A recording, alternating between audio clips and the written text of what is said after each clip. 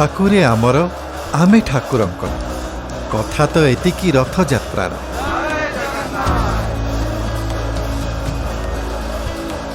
जगन्नाथंकर अति आपणार एथर सेबारे तांकर। जय जगन्नाथ।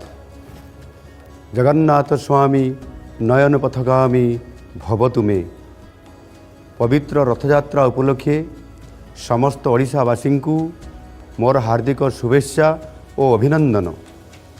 महाप्रभु को अपार करुणा लाभ करी आम राज्य प्रतिटी क्षेत्र में विकासर शीर्ष को पहुँचू एवं समस्तंकर सहभागितारे नूतन समृद्ध ओडिशा गठन हो, एतिकी प्रार्थना। नमस्कार।